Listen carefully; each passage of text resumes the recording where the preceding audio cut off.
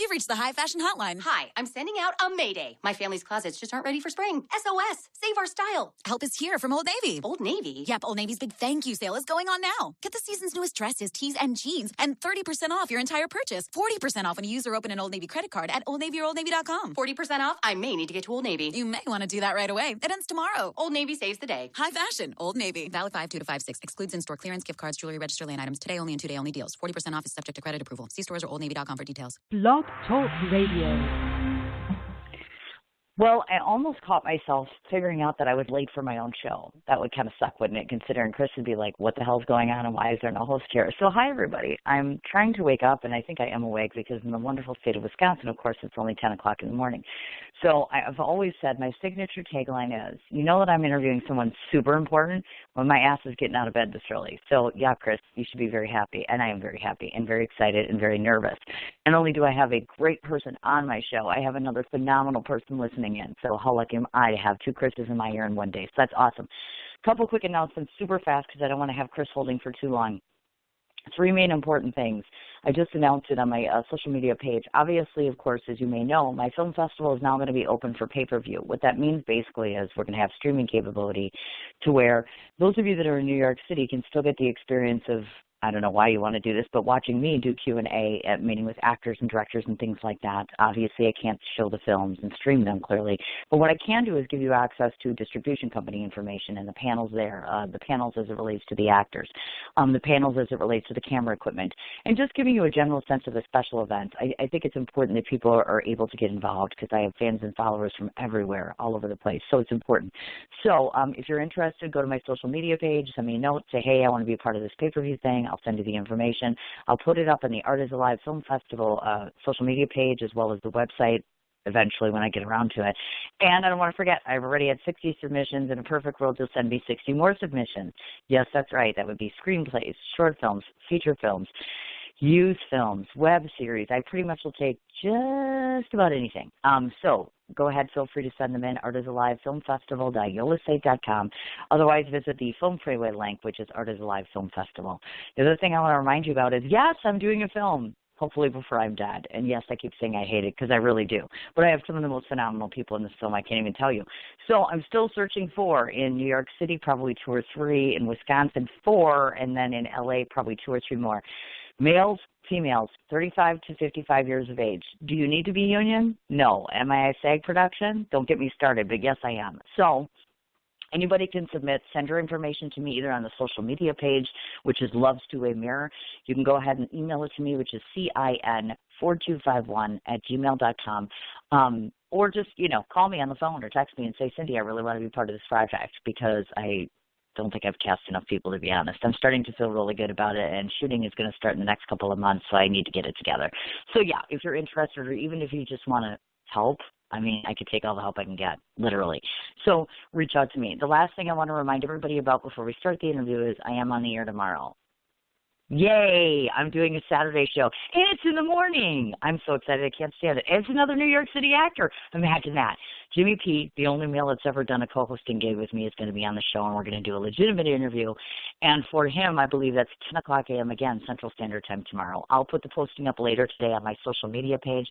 Otherwise, check the Sin's Chat Corner page.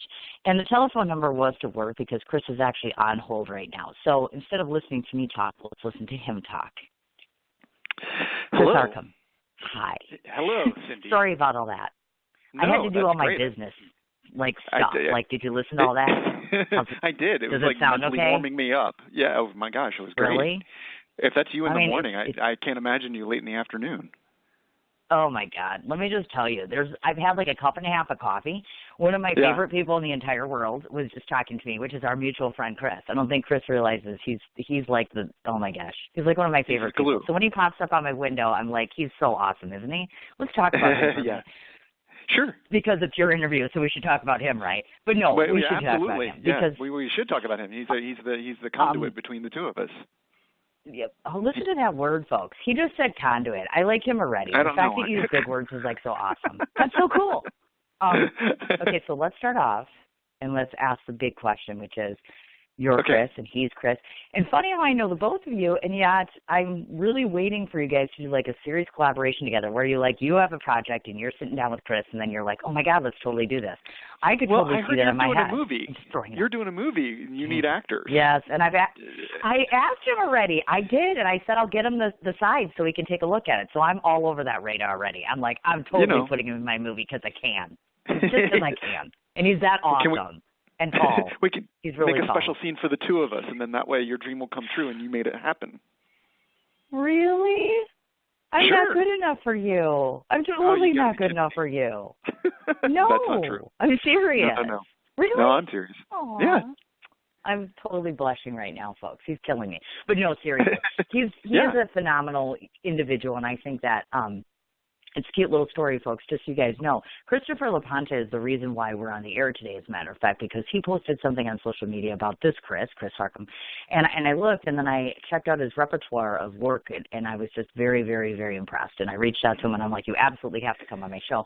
So, obviously, of course, our mutual Christopher is the link between us. And I think I can speak for the both of us in saying that we're both very humbled and very grateful to know him, without a doubt. Wouldn't you agree?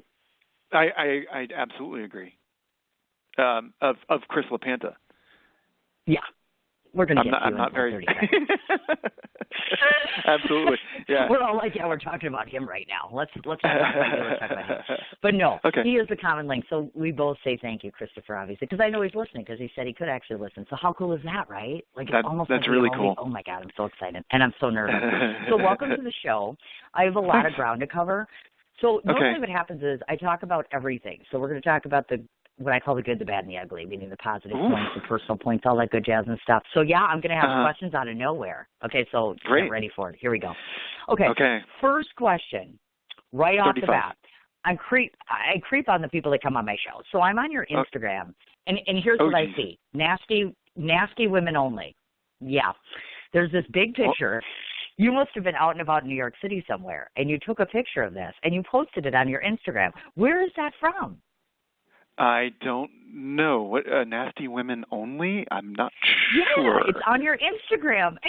And you made some comment about it, and it was the cutest little thing because I'm like, I totally dig this, and only in New York City would you see this.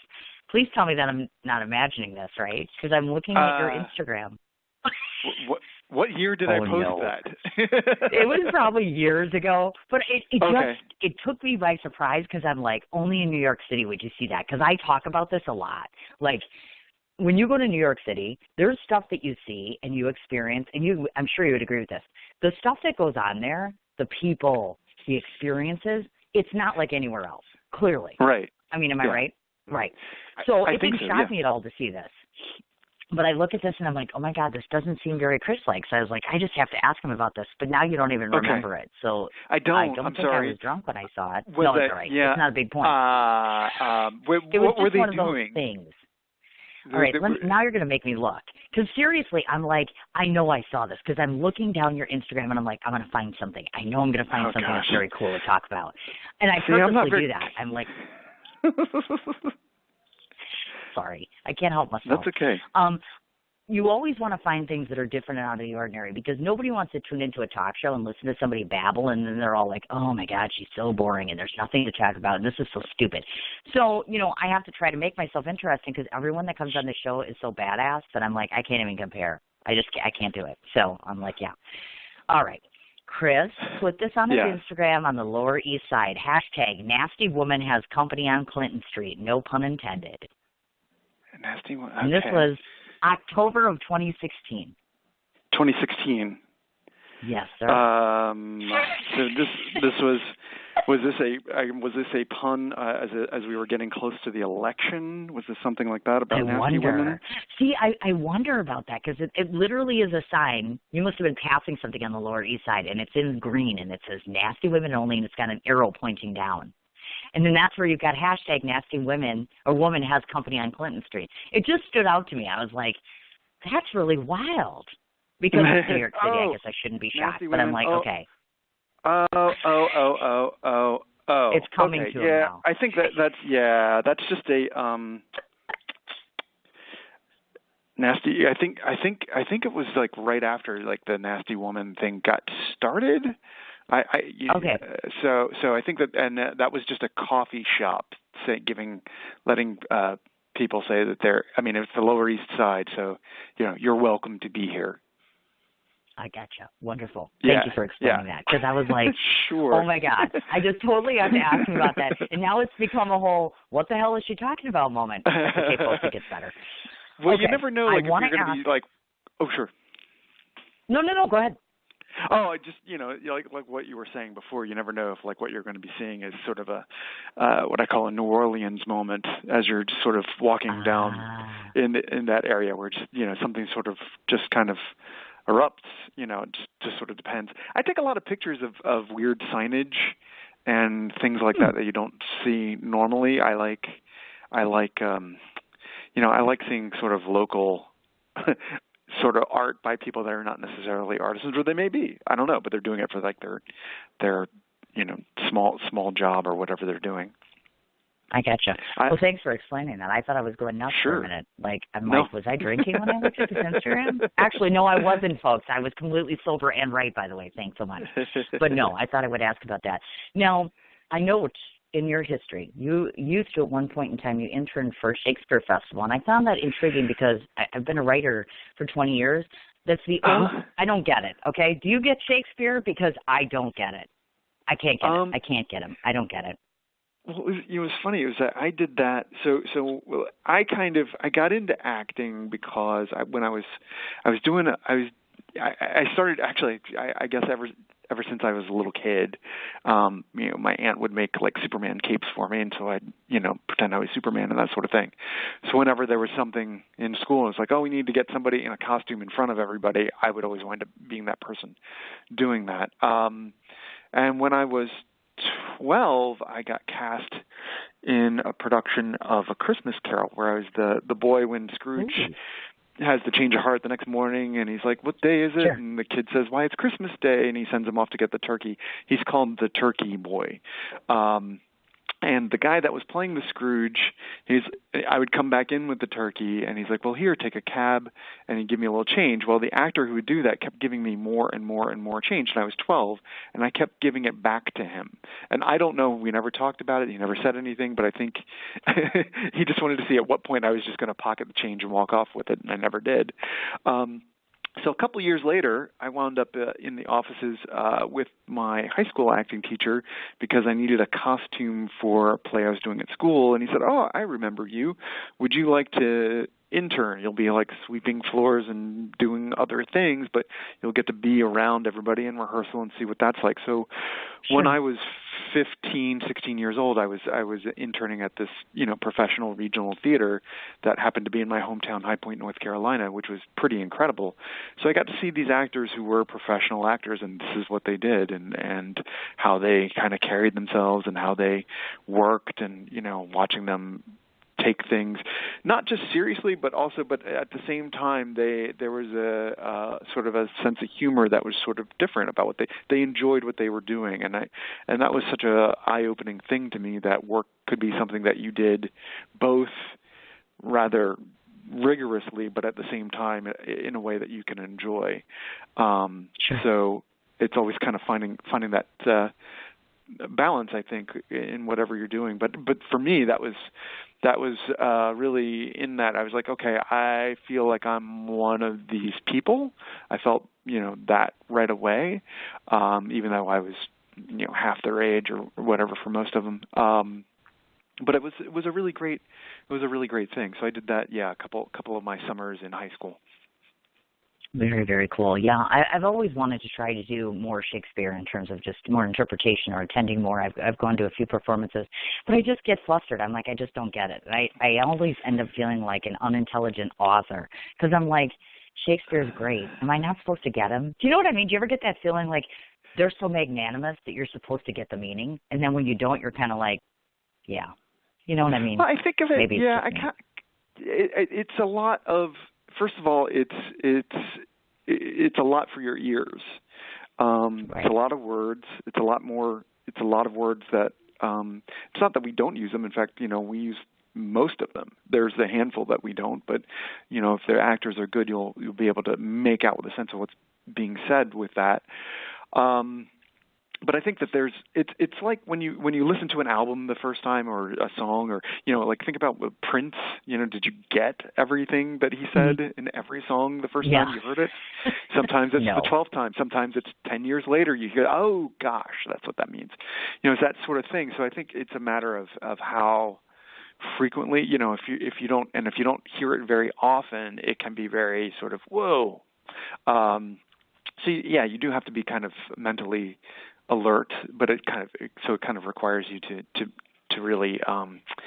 I think you can't just kind of come in and casually watch it like you're sitting on the couch and you got your finger on the button and you're just channel surfing and okay, I'll listen a little bit, I don't care, I'll go on to the next thing. Like you really have to commit yourself as an audience member. So that I totally understand what you're saying. I mean, but after a certain point, you get to know the stories, you get to know, okay, this is what's happening in Hamlet and this is what's happening in King Lear or whatever have you. And so you kind of already know the plot, so you're paying more attention to this is how this person is playing this moment and this is where so-and-so betrays the other person and that sort of thing. So you get to have that. But yeah, sure. I think there's also, like I just saw King Lear out at BAM and it was the Royal Shakespeare Company. I went twice because I went the first time and I kind of had it was a Friday night.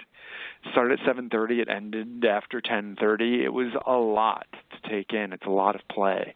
And, if you're there and there's distractions or you're like me, I was at the end of a rough week and I was a little tired, so it was a little hard to get it all in. But so I went back and watched it a second time, you just pull more things out of it. But it's that kind of thing. It's the kind of theater which I think like Chekhov is, which is hearing it once isn't enough. I mean, some movies you can watch one time and that's it. Some movies. This is not a silly one, but this is for me a movie like Heat with Al Pacino and Robert De Niro and all those guys. I can watch that again and again, and every single time. It's a long movie, and there's a lot of it's the opposite, where there's not a lot of dialogue and a lot of it. But you watch it again, and you're like, oh my God, that moment, I didn't see that the other time. I didn't see that, I didn't know that he was aware that this was going to happen, or that sort of thing. So it can be a kind of a different thing. All that's to say, don't give up on it. Very well put there, I have to say. I thought this might be a perfect actor question for you because I was talking to a fellow New York City actor, and I won't name him because he's very weird about it. We talk a lot about he's always been teetering and tottering, and so you've got numerous amounts of experience. In fact, just to have an exact number, folks, it's acted in 200-plus projects, over 200. That's a lot, okay? A lot. So let me ask you this question because you would be an expert in this area. He's always teetering and tottering about, I want to be a New York City actor. I want to fulfill my dream. On the other side of the fence, I want to feed my family and pay my bills. And it's always obviously that's the teeter-totter for writers. It's for all of us creatives. So I ask you, at what point in your life did you say to yourself, okay, I am now sufficient enough to be able to do what I love and not have to worry about the financial end of it, or at least we all worry, but to a lesser degree, meaning that this is first and primary, and then everything else is secondary. I don't need to have a quote-unquote regular job. What would you advise someone, especially in the New York City market, because I know it's very competitive. I know there's tons of creative, classy people out there. You know what I mean? They're all vouching and wanting to do the same thing. Yeah. I think there's like three questions in that question. And I think it's I guess there is. I think the thing of it is it's like I saw some blog post somewhere where they said instead of thinking of things as a work-life balance, think of it as a work-life blend. We're in a different age now where you gotta hustle. It costs a heck of a lot to be anywhere, really. And I mean, New York real estate is really tough, so that does put a different kind of pressure on things. So if you're not financially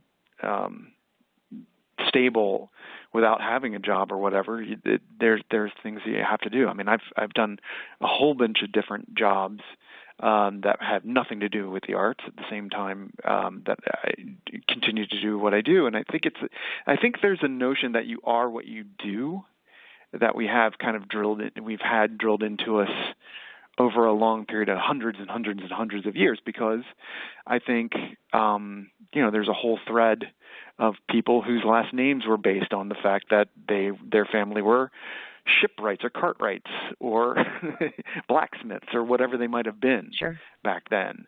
So there's that idea of you are what you do. And the thing of it is, it's like, I think it's being able to have the generosity with yourself to say, I am this and I am something else and I can do these other things, and maybe I do this for 5 years and I do something else, or I come back to it again after doing these other things. A lot of what I find I'm doing, I call it crop rotation, because if I tried to do the same 3 things every single day, I would just go insane. So there are periods of my life where I'm more of a writer, and periods of my life I'm more of an actor, and periods of my life where I'm neither of those things. Periods of my life where I am having to do work outside of the arts. There's periods, which is kind of what's helped keep me stable. And I think that there's a shame that we put on ourselves as artists if we aren't making all of our living off of the arts. And I really hope by the time I'm ready to leave this earth that mentality has changed, because I think that that's not really possible, especially in a country that doesn't have the support for the arts that other countries do. And so it's a little different to be in a country where there is that sort of support. But at the same time, then the art is also kind of different, because you don't have to hustle as much. You don't have to think about it. You get to just be an artist. And that puts in a different sort of I think it puts in a different sort of time frame on things. When I know I can, if I'm working a job and then I've got 2 hours to get out and do something and get a shot, or do something and get an audition in, or meet for coffee with somebody to talk about producing something, it just puts a different sort of focus on things. There's a much sharper clarity to the pressure of I've got to do this by 2 p.m. and be someplace else, rather than I can just get up whenever and do these 3 things whenever I decide to do it. That's just totally different. And I'm not saying one's more right than the other. And and I think that things go up and down, and good things happen and bad things happen, and you never know. You can have a health thing, and then suddenly you're not able to do this or that, and it just all really makes a huge difference. And I've been at this long enough to see that people, just because they've had success doesn't mean they get to keep success. It comes and goes. And so the big thing is just what you need to do to get yourself to knuckle down and do the next thing. Good advice. Well put. I'll actually just play this interview for him again and get to this point and be like, now listen to Chris, and this is what you should do. I see this syndrome a lot. When I come to New York City, and then now I meet with, I'm so lucky that I used to never know all these actors. Now I know tons of actors all over the place, and they fascinate me. Probably because, for one, I've tried to act once, and they got me drunk, and I was terrible at it. I did this scene, and I kept doing it over and over, and they kept feeding me tequila, and I'm like, that's not fair. But the reality is I just can't act. There's some people that just can or cannot act or whatever have you, and I get it. But I have this newfound adoration for actors, because you're capable of playing yourself and 50 other people. And so I ask this question very often, meaning, for instance, because you do so many various things, and you don't just act in films versus you don't just write or whatever, you're numerous different things. My question to you is, when you started off long ago as a little person, 6, 7, 8 years old, did you look in the mirror and did you automatically see that face and know that this is a person that was meant to be on stage? Or did it not come to you right away?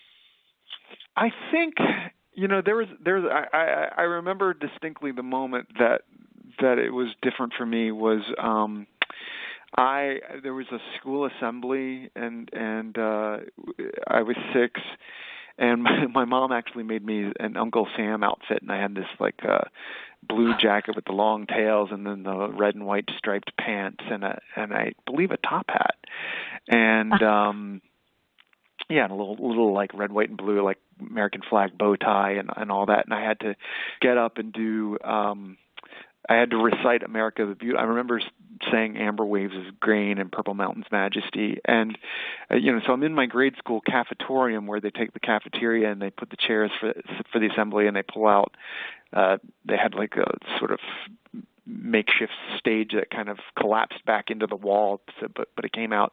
And I just remember the moment of walking out in the outfit and the moment of everyone being silent and listening. And there was just something about that I knew I was walking into I walked into something that I was supposed to be doing. And, that would kind of come and go at different parts of my life. But that was really that moment where,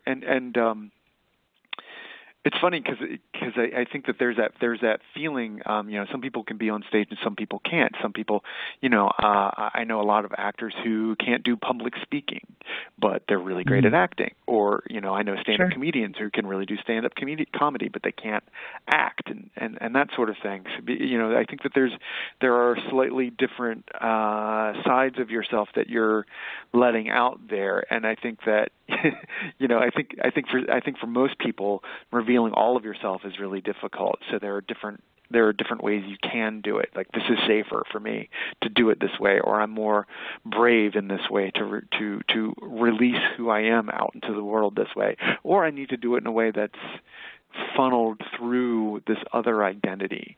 So I think that is one of the things that make it different. So, as far as you acting, I bet, that scene might not have been for you. It was the first scene, but I bet you could do something else. But for me, there was that moment of. I'm just thinking. I'm thinking it through in my head. Like, okay, I am in my own film. There's a spot because everybody that listens to the show, they're all like, oh my God, we'd love to see you on TV. Have you looked at me? I always say that to people. I'm like, do you know what I look like? I mean, if you really look at me, would you really want to look at that face on TV? I'm like, no. But, okay, so I'm like, all right, if I don't do the TV thing, maybe I could be in my own film. And I'm like, all right, I'm trying to figure out, where do I put me in my film where I don't really have to act? Does that sound ridiculous? Because it's true. Like, I'm like, well, if I'm in the wedding scene, I've already been married and divorced once, so I know what that's like, right? So I'm like trying to pigeonhole myself into something that's safe. Like, no matter what, she can't screw this up. Because I'm like, how ridiculous would it be if the person who wrote it and cast part of it and directed part of it did a scene and she was ridiculous? I'm afraid of looking like a fool. You know what I mean? Yeah, Martin Scorsese, he acts occasionally, but he has certain rules. There were 3 of them. I can remember 2 of them. One was he always has to wear a nice suit so he looks good. He always has to be seated in every scene because he said he cannot walk into frame to save his life. Martin Scorsese cannot walk into frame. Yeah, that's what he said. Oh my God, that's wild. Yeah. So I think that there are different.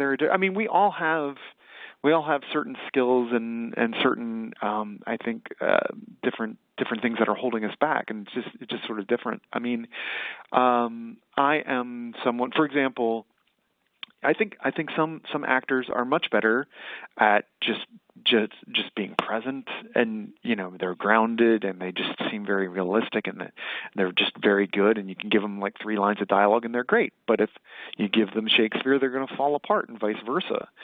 I think that some people. I mean, I'm somebody that's used to dealing with a whole lot of language, and so for me, I'm comfortable because I'm talking about it because my mind is really thinking about making all of these different things clear, or changing things, or doing different things with all of this verbiage. So that to me is a godsend. Give me 2 pages of monologue and I'm happy. Make me or make me an active listener to scene and I'm happy. But if I'm sort of in this middle place where I just kind of have to be the dude hanging out, I'm not so good at that. I'm also somebody I'm an extroverted introvert. I'm not, I can be extroverted when the time is required of me to do that. But in general, I'm not like Mr. Hey, great hanging out guy. I'm not that guy. Okay. So there's, so I think that there are different things. So that does make sense to me, what you're saying. And it does make sense that, you feel this certain kind of character. I mean, there are certain character types that we're much better at playing than others. And I think that's part of it too. You feel like you found a key to that character, or you just kind of naturally gravitate to that character. So you feel like have something to do with that. But I also think that there's a thing of, I think the other thing that everybody says, write what you know, but if that were the case, then how would we have The Hobbit or any other right. sort of fantastical thing? How would we have The Matrix? Exactly. So I think that there's a place where if you're only letting yourself be comfortable, then you're not going to let yourself really surprise yourself, and then therefore you're not really going to let the audience be surprised either. That's very ironic you say that, because when I cast this film, when I started with my film, I told them flat out, I said, the ground rules are, when you come into this film, you must play the exact opposite of yourself. I didn't allow any one of them to be anything like themselves on purpose.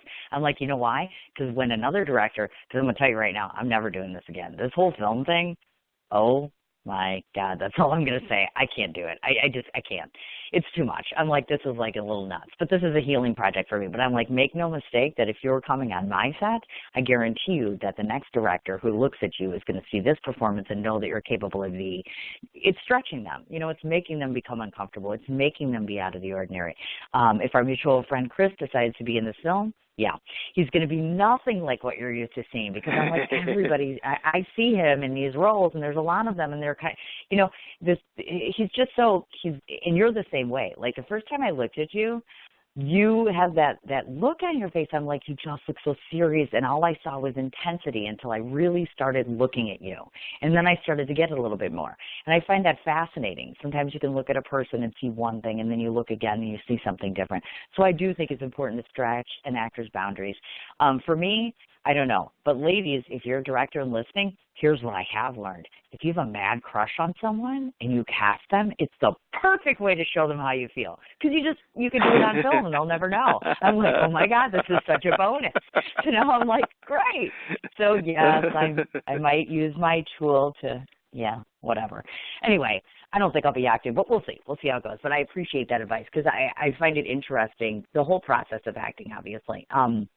I want to ask you, because a lot of actors, some of them don't have their certain way of doing things. Some of them are method actors. Some of them are character actors. Where would you classify yourself? What would you say is the best characterization of your style of acting? Gosh. I think I really, in a lot of ways, I was trained to be ready for anything.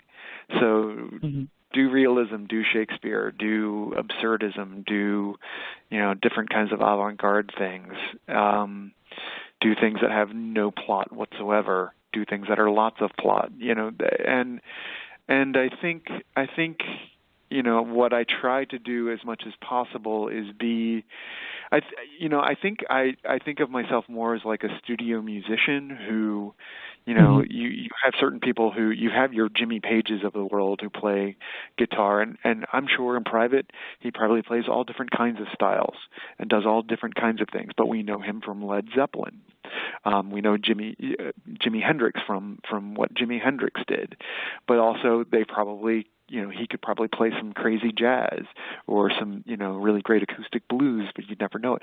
But, trying to be one of those people who can kind of fit in with whatever's happening. What I really try to do is get a sense of, this is what the project is. This is what the piece is saying. These are the kind of people I'm working with. What can I add or diminish of myself that will bring it to what's happening? So I think that there's a lot to that, and just being ready to whatever preparation you do, throw it away when you get there, and day of whatever you're doing, or if you're working on this project and you're expecting to do a play in the round with actors, with audience all around you, but you wind up having to be on a proscenium, or that sort of thing. You just have to be able to go with it, and not be too set on what you're doing. But at the same time, I really try to work as much as I can to do my preparation before I get into the space with people, so they're not I'm not dragging them through my process. I've done all this, and then I can kind of be there. So that's the big thing for me is having that preparation. There's an actor, and I'm really having a good time.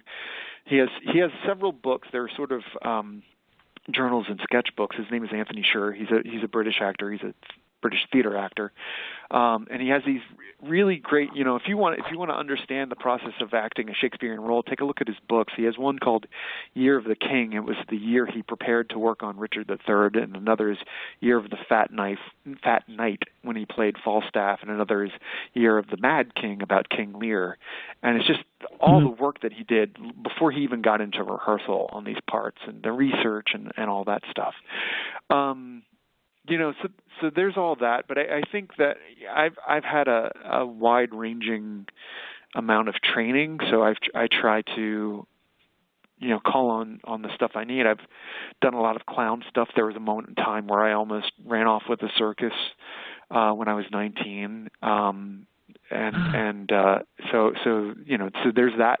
When I'm doing a dramatic part, I like to feed in a little bit of that. I think it's really helpful.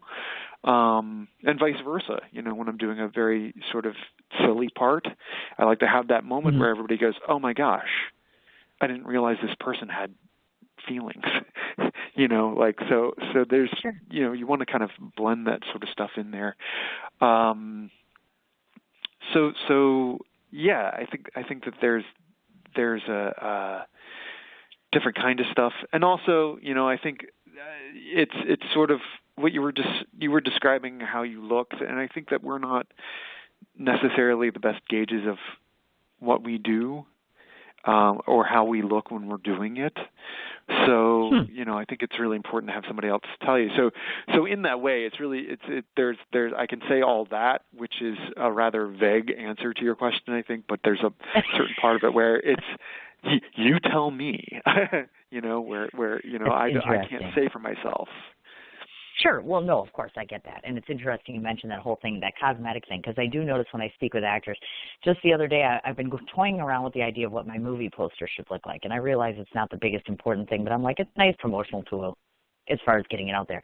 And I've been talking and turning, and what should I do, and trying to figure it out. And all of my cast primarily is like, your face should be in this. And the only thing I'm thinking of is, oh my God, I'm 48, and do you know what I look like now? And to a non-actor, it's all like, oh my God. Then, I won't say who, but one of my cast members is all like, would you think maybe I could be on the movie poster? And he's totally like, I'd love to see my face on this movie poster. So I think that there's half of you actors that are like, oh yeah, okay, it's great, I'm over myself. Then there's the other half that's like, I need more attention, feed me. You know what I mean? Like, I need my picture there. I need validation, that sort of stuff. So it's an interesting paradox having both types of personalities working, which I think is very cool. So to you actors that are listening out there, I think the best actor is the person that can see both sides of themselves, embrace both sides of themselves, and bring both sides to a performance, which, by the way, folks, Chris does, because we're going to get into that shortly. One of the things that I said when I was going to interview was that you were an artistic god. I was not kidding. Now we're going to talk about why. First of all, you've done something I've never been able to do, so I'm like jealous and like literally sitting over here like I'm not worthy.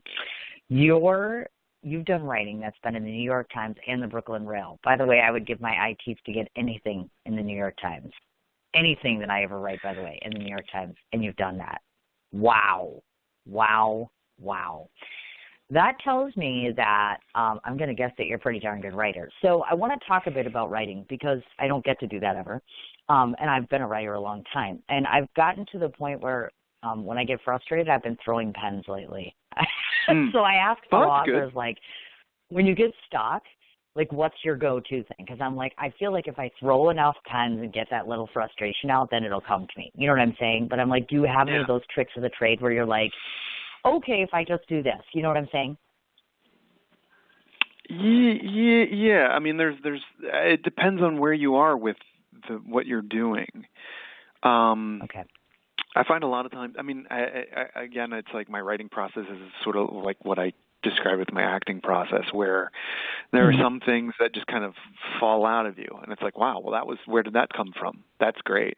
That came from outside of me. That came from outside of me, went through me, and got onto the page or whatever have you. And then there are other things where it's like, it's work. It's tough. You chip away and chip away and chip away and chip away, and this isn't working, and this isn't working, and this isn't working. And I've got 4 or 5 projects that I would love to be done with, but they're just not I'm just not done with them. But then other things that have, it's like, wow, that just whipped right through me in just a couple of weeks.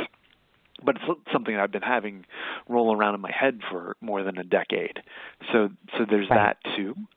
But I guess in terms of, the clarifying effect of a deadline for me, I can float in the ether, but if I know, okay, people are paying tickets and they're going to be sitting in front of me watching something on this date at this time, well, then I need to get this together, and, that kind of forces things out of you really quick.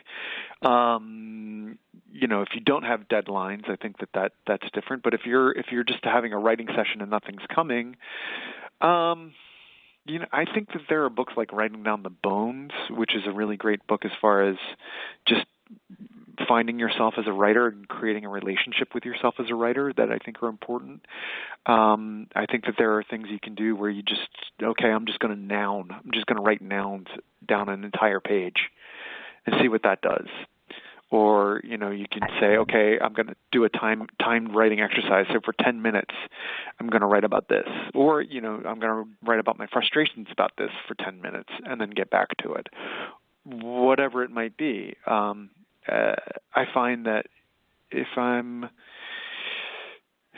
sitting better, if my posture is better and I'm breathing and relaxed physically, sometimes the writing will just come out better.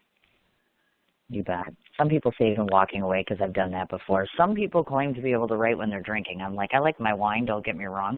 But I guarantee you, if I've had more than 2 glasses of wine, I'm like, don't talk to me about writing anything. I'm like, seriously, it's gibberish. You know what I mean? Yeah. It just alters my ability. You know what I'm saying? I mean, that can be tough. And I also think, and maybe it's different for you, but I think all of us writers to a certain point are kind of running on the same vein in that. I don't think people realize that writing is something that even when you have a passion for it, if your mojo's off, if your mindset and mentality is altered by whatever that could be, a sorrow, a tragedy, something happening, I believe that truly is the key to why you end up getting blocked to a certain extent. It's actual work sometimes when your life is not as it should be and you're trying to create something beautiful on paper. You know what I'm saying? I guess I don't think I can get people to understand that sometimes. Like, it's not that easy all the time, Yeah. I think there's also, I was going to do a festival one summer, and I had one idea for the piece I was going to create. It was going to be a brand new piece. So this was a great thing. I had a deadline. I had nothing telling me what I had to do. So it was like, okay, I'm going to have a space. It's going to be me performing by myself in front of an audience in August. And I was going to do a project about reconciling myself with previous relationships I'd had and that sort of thing. And then my grandmother died, and I was there the moment my grandmother died. I was in the room when she, let out her last breath. And it was just me and my mom with my grandmother at that moment. And it changed me. And I then 6 weeks after that, I was on stage doing an hour and 10-minute one-man show about that. That was part me on stage talking about things, talking about that experience of who my grandmother was and what she meant to me. And I was triggered by the fact that right before we were channel surfing right before that, and I came across the George Clooney Batman movie, and I had this like, oh my gosh, George Clooney, he's like this 1940s actor, he's got this sort of that kind of quality. I know. And I'm thinking that, and then my mom calls me in the other room, and then my grandmother dies. So I did this project that was like these two big icons in my life, this Batman and my grandmother, and I did a bunch of characters out of that. And now this might have been, what I tried to do is not make the audience suffer through my therapy, because I think that can happen a lot of times in the work that you're doing. But at the same time, I don't know that piece would have the same effect had I put it away for 5 years and then come back and then that sort of thing. It had a different feeling because it was really raw to me, but not in a way where it was difficult for the audience. Because I think that can happen quite a lot. You can. There's a moment where you're not doing it for them, you're doing it for you, and I think that that's where you should be paying the audience and not the other way around. So. That is so well put. In fact, my whole movie is about that. I'm like, and that's why I'm so petrified. But we'll see. I want to ask, in terms of all the things that you've done, if I were to ask you your number one favorite character that you've ever written, who would it be? My number one favorite character Right. that I've written. Yes. Created from your own I brain. Well, when I was now that we're talking about, I guess because we're talking about that piece, and I'm just mentally just dropping the needle at this point in my life, I would say when I was working on that piece, I was also it's that kind of thing where you're working on something, and I think your antenna goes up in different ways when you're working on something, and things that you hadn't heard before are suddenly coming in, and if you're doing a piece about, I don't know, handkerchief, and you never think about handkerchiefs, like men carrying around handkerchiefs.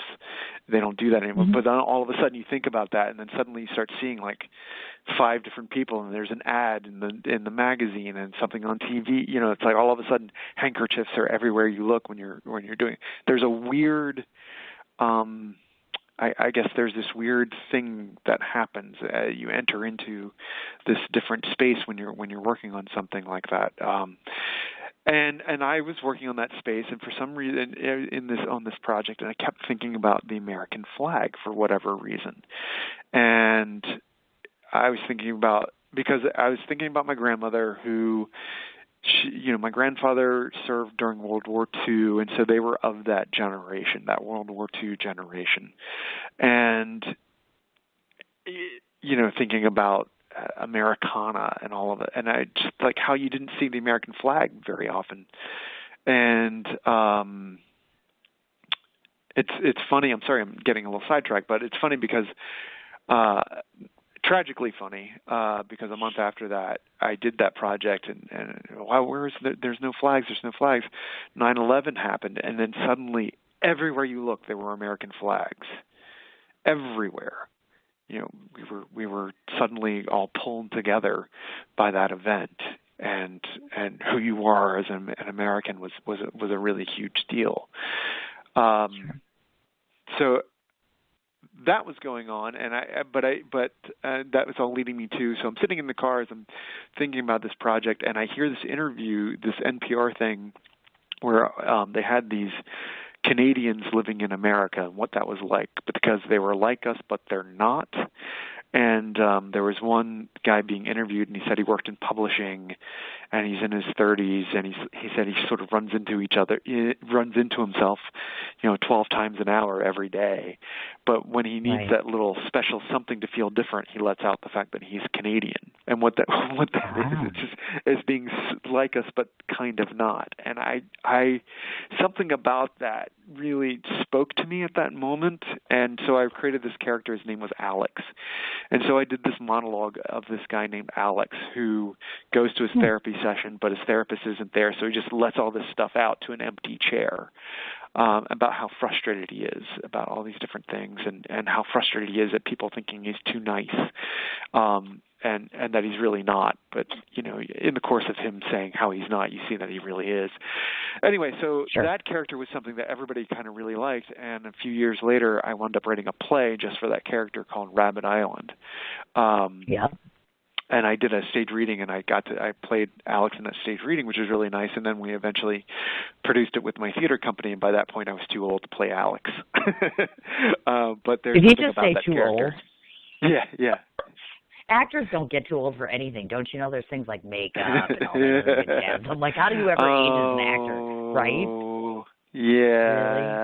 I feel the same way. It's funny because when I was for the longest time I was always in the situations where I was the youngest person. I was always the youngest person, and then it's like this switch happens, and then suddenly you're frequently finding you're the oldest person in the groups that you're in. So it's a funny thing. But yeah, I mean, I think on the inside, absolutely, I still hold on to it. I still hold my inner child is very much always kind of kicking around with me, and often influencing what I'm saying and doing in my work. I love that. So, and I think that you can have that into your 90s, into your hundreds even, you can have Sure. that. Youth is not is skin deep, but I do think that there is a certain point where you do start looking left and right, and it's like, wow, people have trailed off.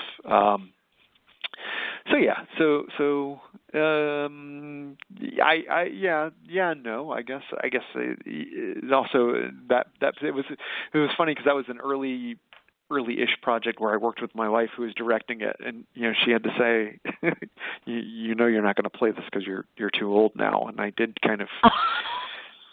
I did have to. He'd take it in stride, but I can't really say how well I took it at the moment. But there was a wow. Okay, I am not 28 anymore. Okay, so. Oh, jeez, listen to this. Okay, folks. So number one, he's written things that have been in two of my favorite publications. Number two, now you're not going to know this, but this is ironic. So here I am, and I'm creeping around, and I'm learning about stuff. So obviously he brought up Rabbit Island, which is one of the 3 plays that I wrote out of all the stuff he's done that I was really impressed by. That was one. You did a solo show called American Badass. Now, this is very ironic. Now, do you know why? Now, you've probably not been following me for a long time, but if you've known me a long time, this is what I will tell you. There are only 5 actors besides every actor that comes on my show. So I'm going to preface it with that. So every actor that comes on this show, and Chris, who hasn't been on my show yet, by the way, who I just have, they are on the top of the list, right? But we all have our top 5 of all time that we're like, I want to interview him, I admire him to no end, etc.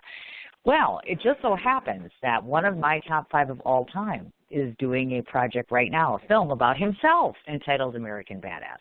Oh, wow. So Michael Madsen is like one of my top, I would give up, he's the thing to me. I'm like, you don't get any higher than Michael Madsen. I'm very protective of him. And so how ironic is it that you did this solo show called American Badass? So this is number 2 on my list of 800 things I love about Chris. Oh my God, you did a show called American Badass and a solo show. How cool is that? That's awesome.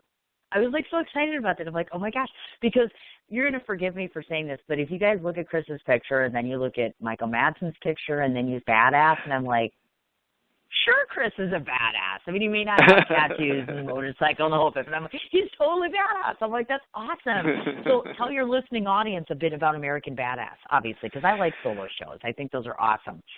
Oh gosh, we're going in the way back machine for me. So I know. That was done just over 10 years ago. Sure. So that was 2008, and it was another one of those things where I was working on it and picking things up kind of in that same sort of way of the one I had just described. And we were turning the corner into the 2008 election at that point, and it was unclear who was going to be the Democratic nominee at that point. I had thought it was going to be John Edwards before all that stuff came out about him. But at that time it was kind of coming out at that we had gone into war in Iraq because of information that wasn't accurate and that sort of thing, and so I was really trying to.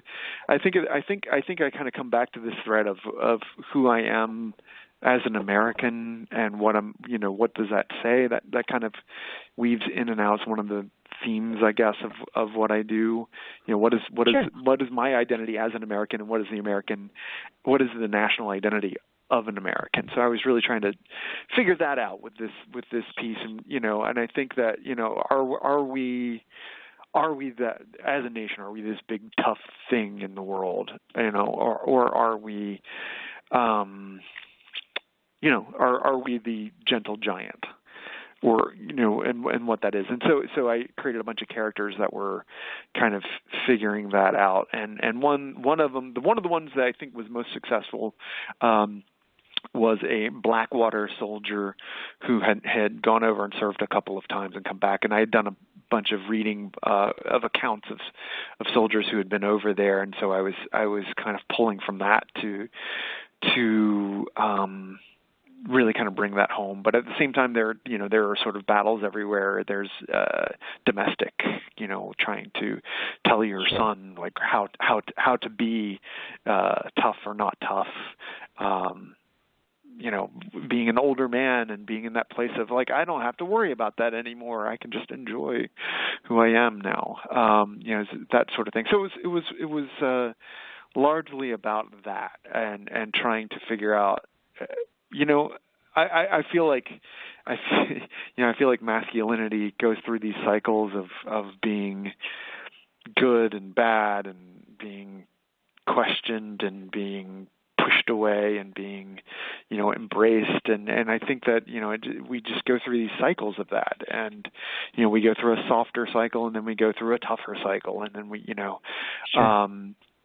being a male, what is that? And I guess because I've never, what you were saying is true. I don't have tattoos. I don't ride a motorcycle. I do ride a city bike through New York City. Yeah, I know that. which in its own way is, I think, more dangerous than riding a motorcycle outside of the city. I agree. So how funny is that? Oh, that's so cute.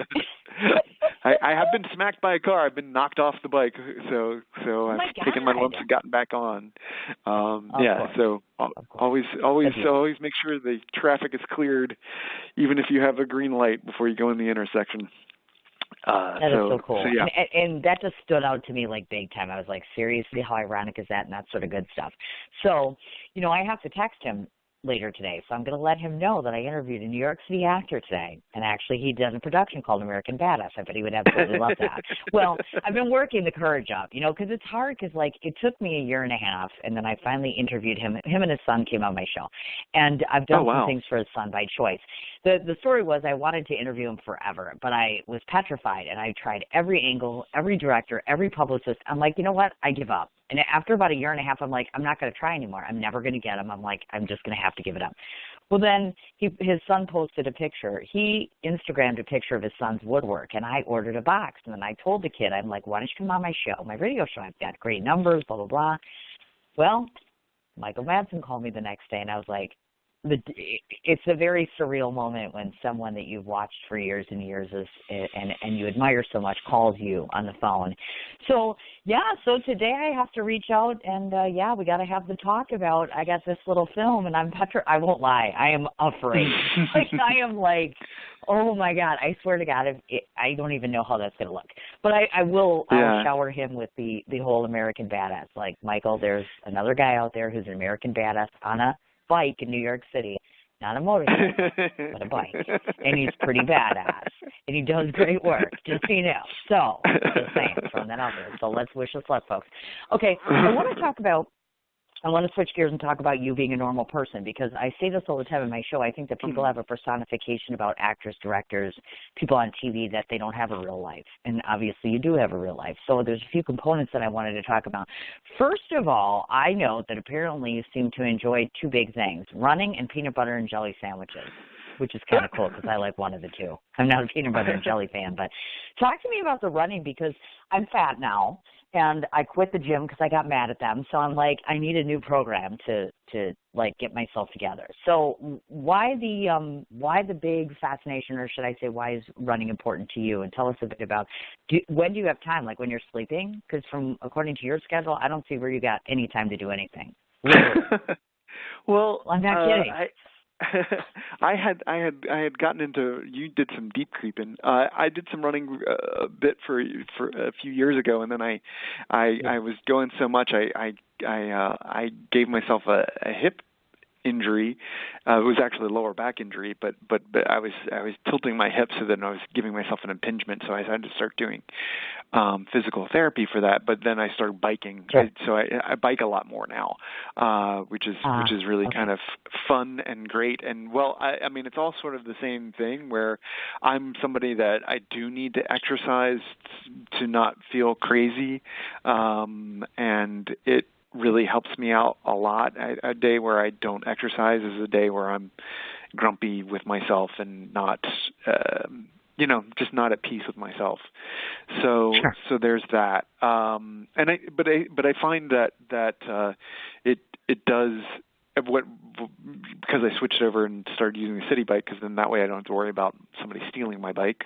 One, Gotcha. but two, the MTA, the public transit here, the subway system, has just deteriorated so much, and it's gotten more and more expensive. So they raised the fares, and I was like, that's it. I can't do it anymore. So I've gotten to the point where I buy what is essentially half of what I would need if I were commuting every day to and from what I was doing for the subway, so that I'm forcing myself to budget the amount of time I spend on the trains, forcing myself to get on the bike and go and that sort of thing. So that kind of gets me out and going.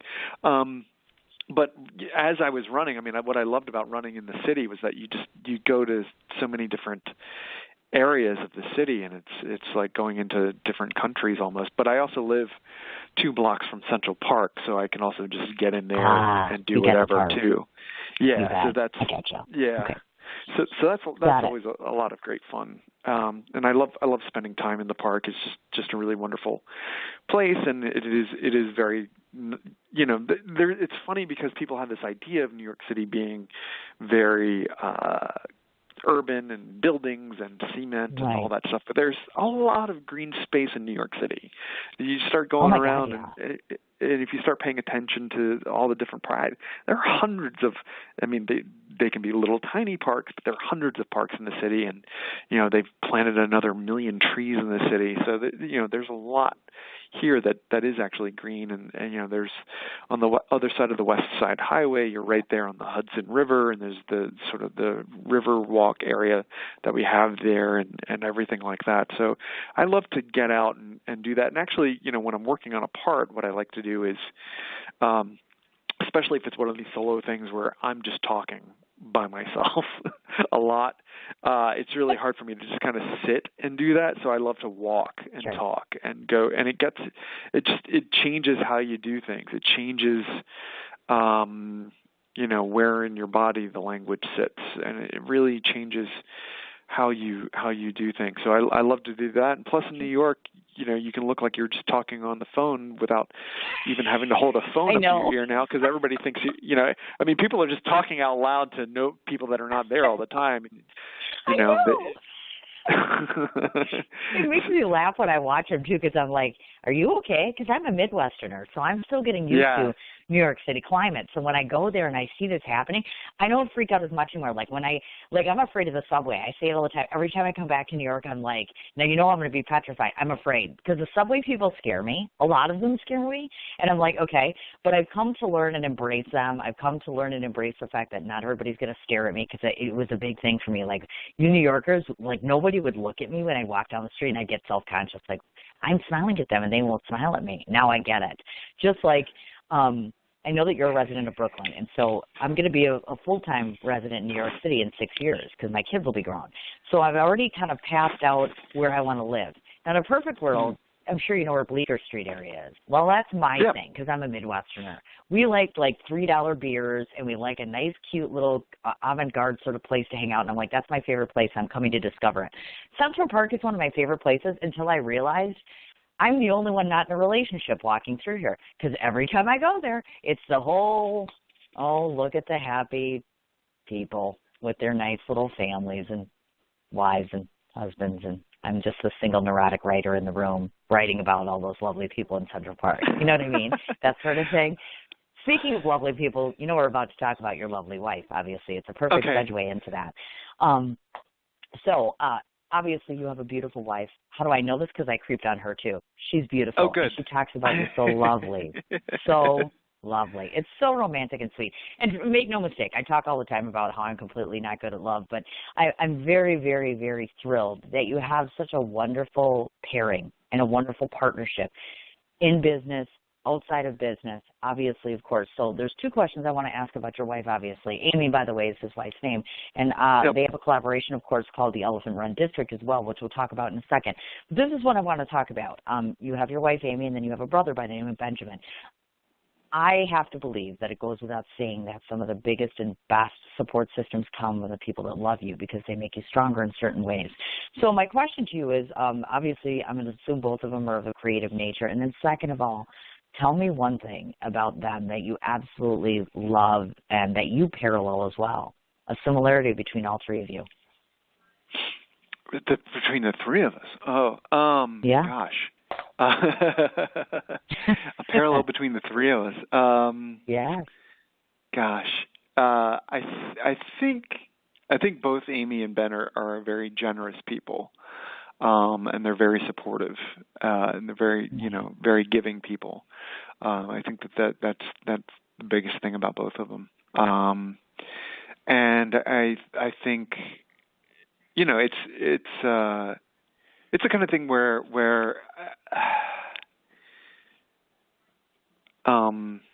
they're just both really great. I'm sorry, I've lost track of the question.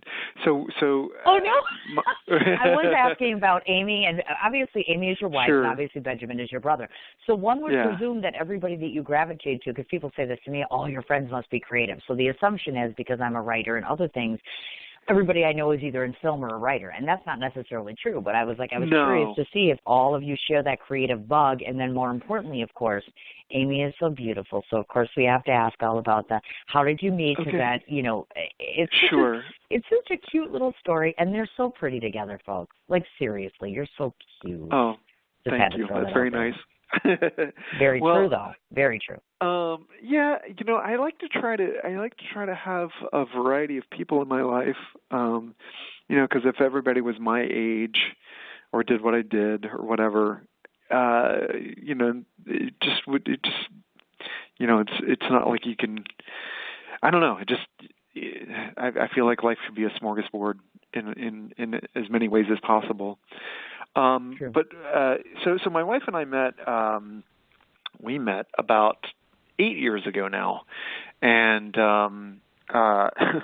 it's a very funny story, and that's how we got the name of our theater company, actually. Yeah. So she was involved in a play reading group that got together on Monday nights, and she went religiously every Monday night to this reading group where they'd read new works and that sort of thing. And I was supposed to go with a friend to see Sondheim on Sondheim at Studio 54. This was his big 80th birthday bash, and so it was going to be a big thing with a lot of celebrities and all that stuff. Well, midway through the day, a friend of mine, a mutual friend, he wrote me and said, hey, I am doing this play reading thing tonight. Can you come do it? And I was like, oh, I'm kind of busy and hemmed and hawed, and then I worked it out. Okay, so I go to that. Well, midway through the afternoon, Amy wound up getting a ticket to go see Sondheim on Sondheim. So I'm where she was supposed to be. She's where I was supposed to be. And she was leaving her office that afternoon, and she heard somebody say, oh, the elephants are coming across 34th Street tonight. Because, and that year, 2010, was the last year they did this, the only way they could get the elephants into Madison Square Garden, or actually into the island of Manhattan, for the Ringling Brothers Circus, was to go through the Queens Midtown Tunnel to get them out and walk them across. So they would come through the Midtown Tunnel and go across 34th Street. There's a movie called Eternal Sunshine of the Spotless Mind where there's actually a moment where you see them. They filmed that. So this is literally what they did. They would get them across and go over there.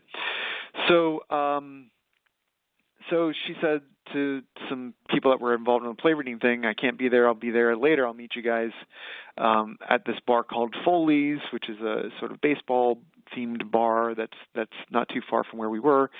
And so we met, and I think we both kind of knew.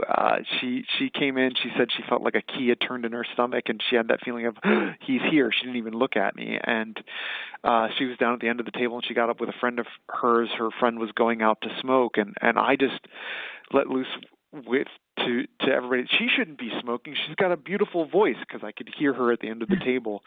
And her friend just got up and went outside and told her what I had said. And so we went out, and the elephants were running across, and it was really late. It was after midnight. It was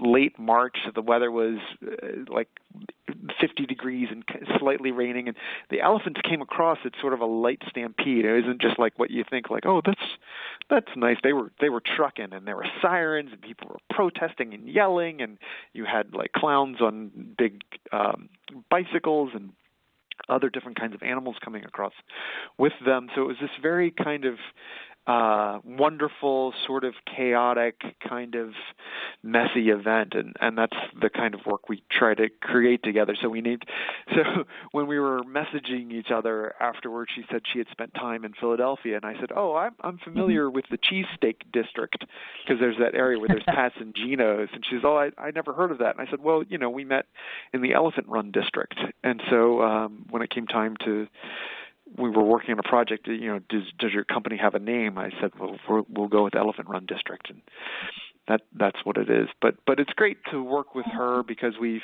gotten to know, we know each other really well. Right. It can be tricky working with your life partner at the same time. Sure.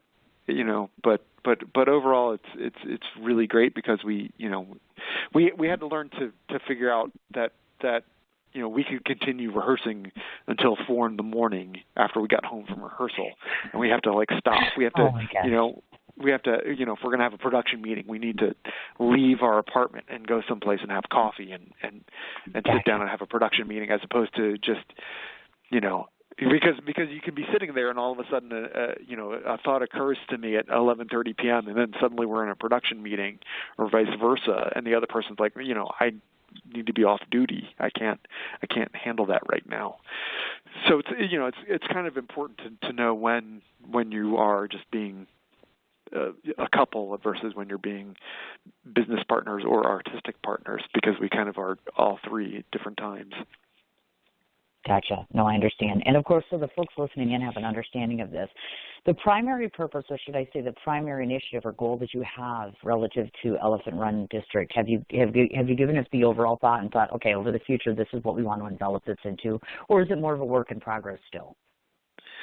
Yeah, we want to do projects that are interesting to us. We want to do projects that we think challenge and entertain the audience, whatever that might be. At the same time, we don't want to just here's a message, eat it. But at the same time, we also don't want to do things that are really super fluffy. So there's that. And we also, I think that there are. One of the things early on is I said I don't want to be stuck in a have to do this. So this is our Shakespeare slot, and this is our musical slot, and this is our dramatic slot, and this is our comedy slot, and we do that 4 times a year or whatever it might be. So we're just putting up numbers. Got it. So we're it's largely out of a collaboration that we're working on, Amy and me and the other people that we invite to be part of it, and kind of going from there. So it does go into different places, but I think it takes 10 years for a company to really figure out what its identity is. A lot of times, agreed. I think a lot of times, I think because in our society it's very important to label something right away. Where we do this kind of thing, we do it this way, and we're this, and A, B, C, D, and there you go, and then it becomes sort of paint by numbers after that to me, and I don't want to do that. I don't find that engaging to me, and therefore it's not going to be engaging to anybody else. But at the same time, then it's really hard to kind of grow your grow your following or have your audience just kind of right there.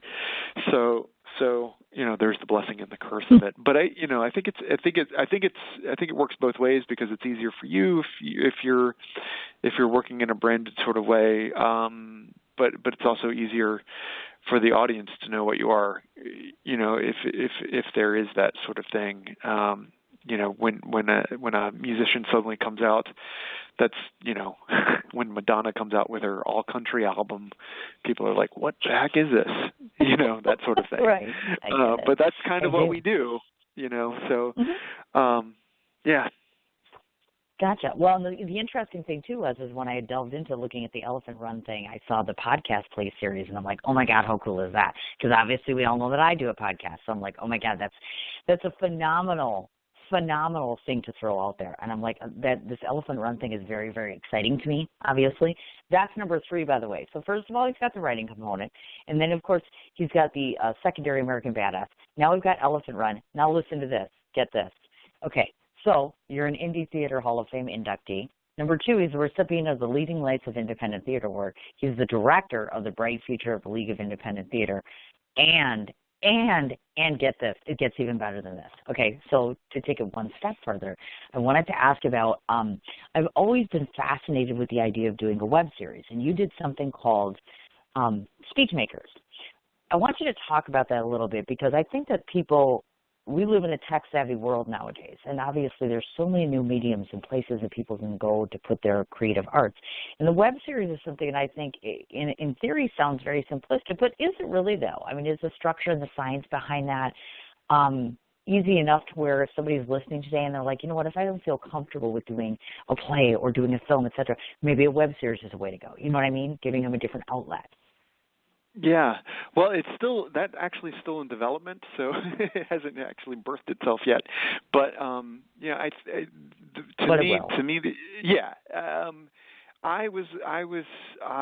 was after I had done the Edinburgh Festival in 2013 with my show about gun violence called American Gun Show. What I found really interesting there, and I highly recommend it for everybody at some point in your life. If you can go there, go when the festival is going on. There's over 30,000 productions happening at the same time, with hundreds of thousands of performances within just 3 weeks and change.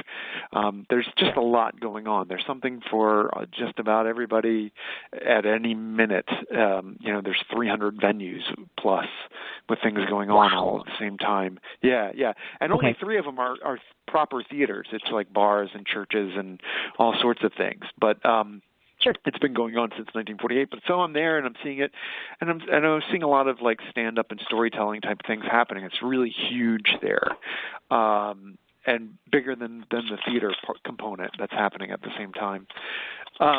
So I got fascinated with that, and I had always secretly kind of harbored a desire to be a stand-up, but also I found myself, because I was doing more and more advocacy work, having to get up and talk in front of people, and having that sort of dreaded, like, it's like giving a presentation in class for my book report or my science report or whatever, and just not really enjoying it. So I got involved in a thing called Toastmasters, which is a really big thing around the world, which is I found it really interesting, because I was like, well, I am a performer, and I started doing it. They're like, you don't need this. Look at that. You did this naturally. Look at that, But then as I got further and further into it, like learning how to structure a speech and do something that's interesting and do something that's where you're really being there and being present and being yourself and really bringing this information to life to people, was rather a good challenge for me. But I found that the other part of it that I found interesting was that those groups, they bring such a diverse group of people together, and there's so many people that are so interested in that, that I wanted to create a series that was about that, about who we are when we are trying to figure out how to communicate better with other people. So I started writing this web series about that, and the main character is a guy who was too nervous to get up in front of his wife's. His wife died rather suddenly, and he was too nervous to be able to get up and speak at the memorial. Mm-hmm. So he winds up going to this speechmakers club, and learns how to do that. Learns how to get up in front of people, because I think it really is for a lot of people. What you're able to do after you get past the ability to get up in front of people is mm-hmm. It's just a small fraction. It's that getting up in front of everybody that's the really difficult thing.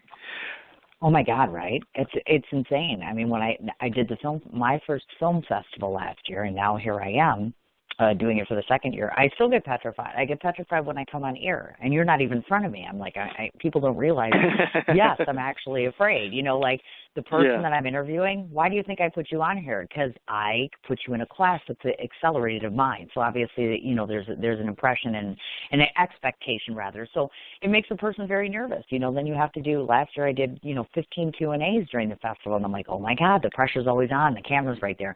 So I totally get what you're talking about. As far as that goes, I was intrigued to ask the question.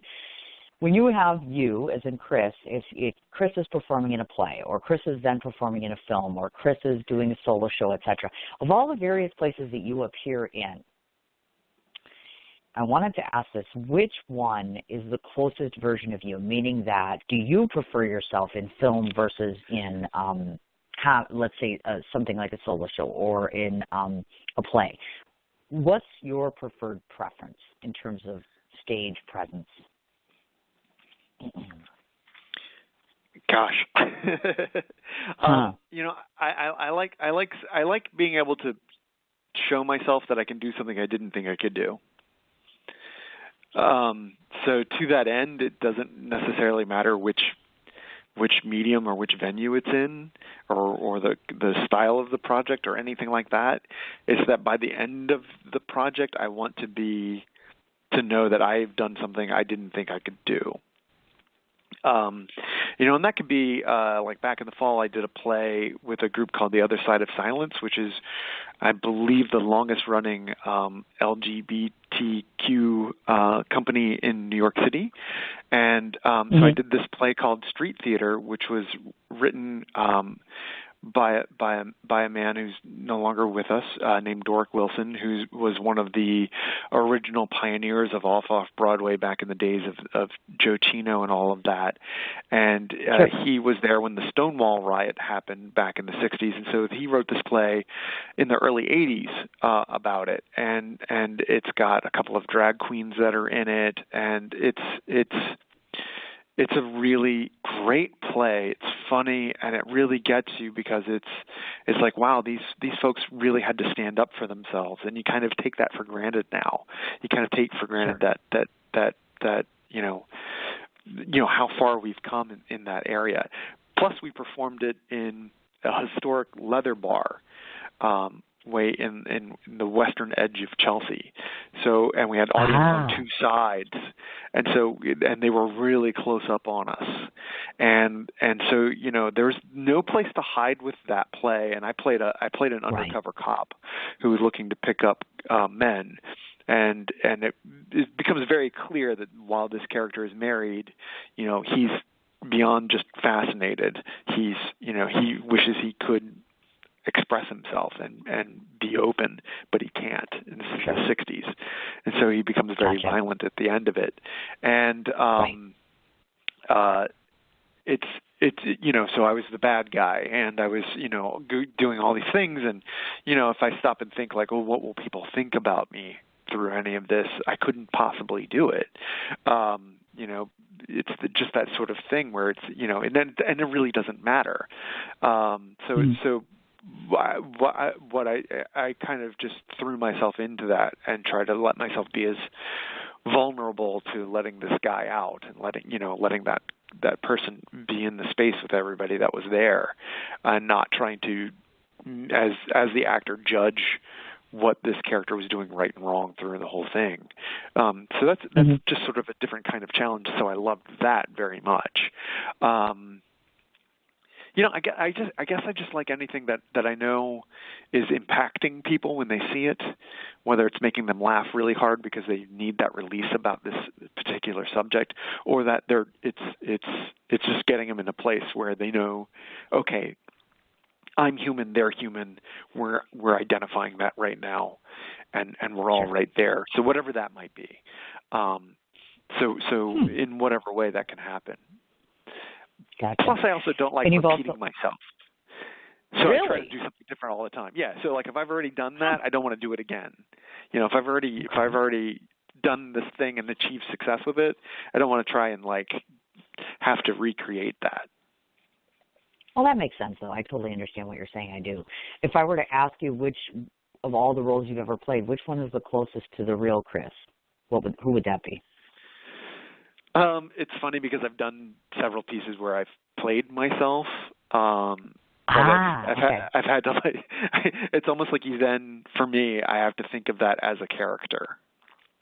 And it can be more. This is narrator Chris versus 14-year-old Chris versus, that sort of thing. So, and especially if I'm doing a piece about a different time in my life, we get perspective and we change a little bit. And if I, so literally when I was playing 15-year-old Chris, it was a character.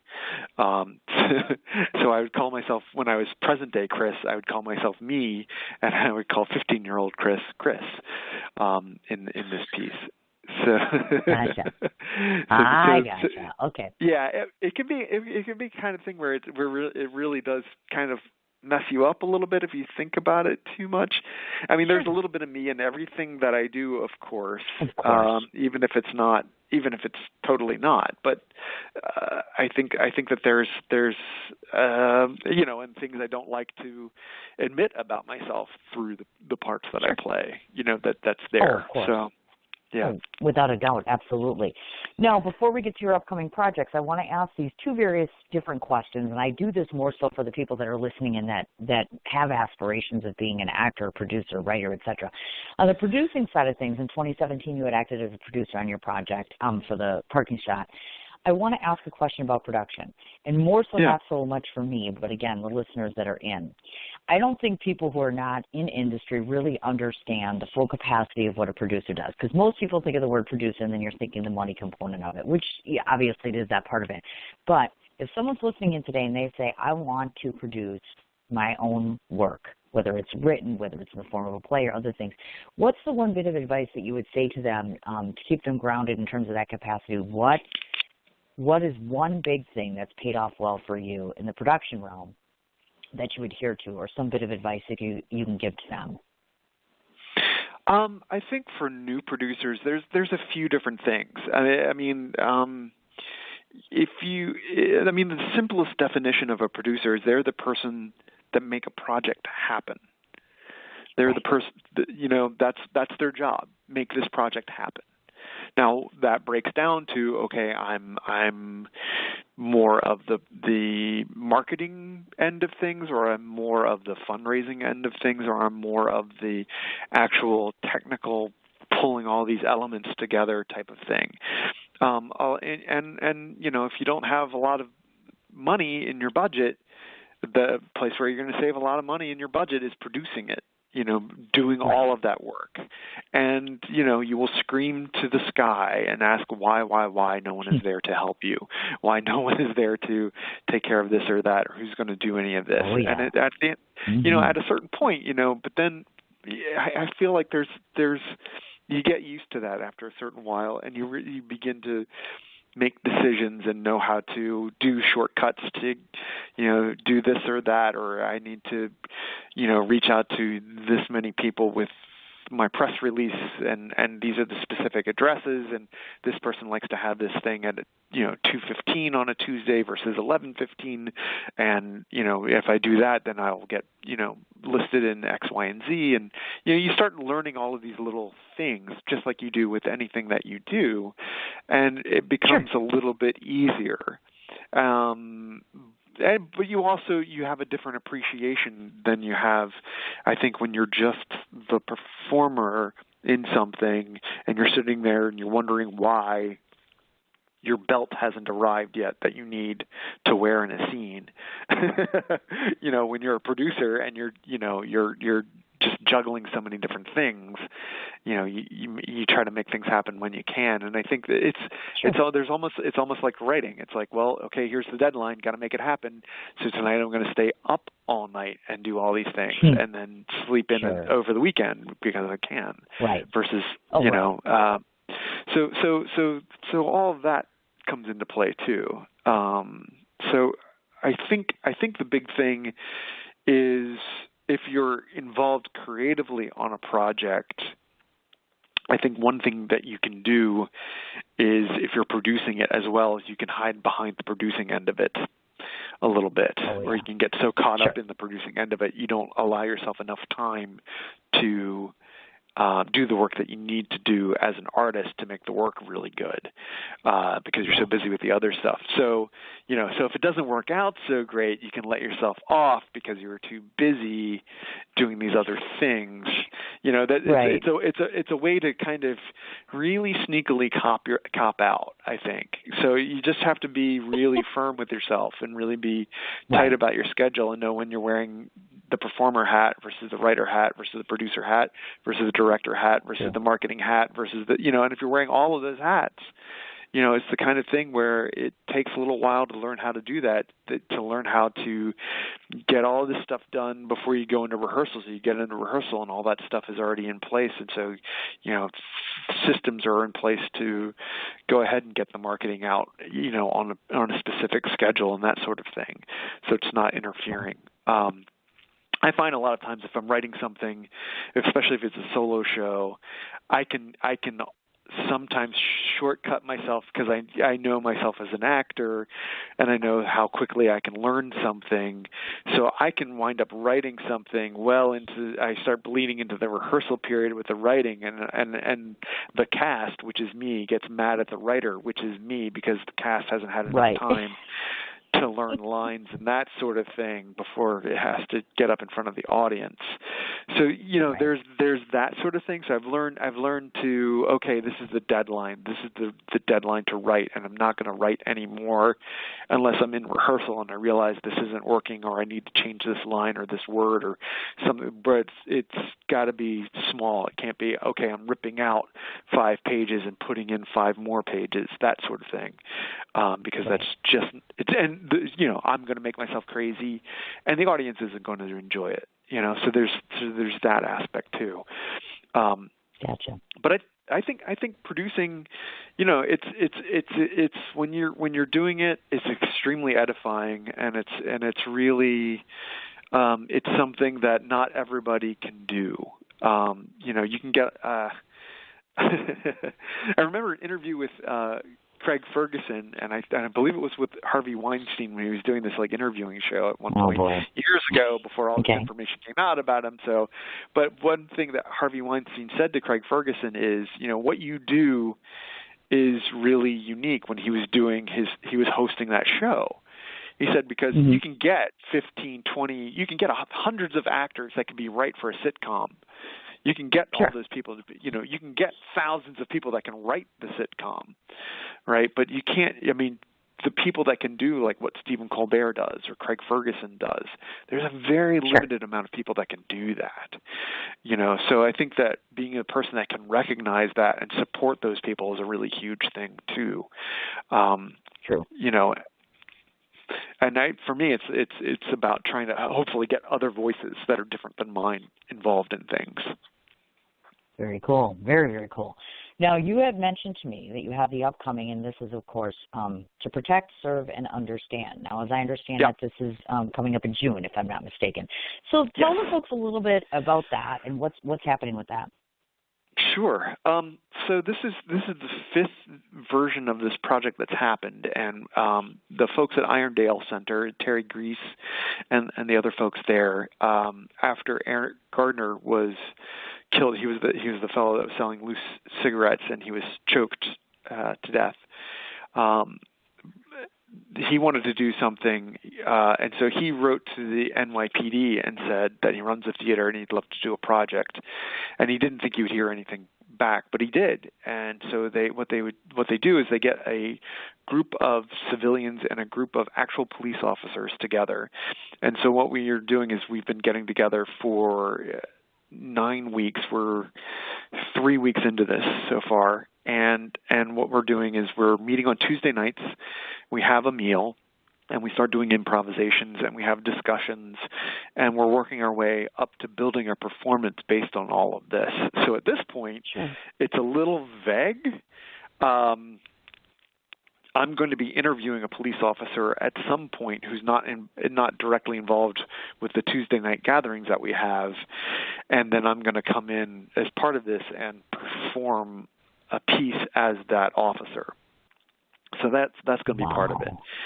Yeah, but it's actual police officers, and it's been really interesting. We've been doing a lot of Viola Spolin-type improvisation work and just getting to know one another, and it's really interesting. What we did in the last session, they had the officers bring in their hats, their patrol hats, and the 4 officers that were there, we have 5 officers all together. One had a bit of a health scare early on, so he's going to be coming back later, hopefully, it looks like. But so there are 4 officers.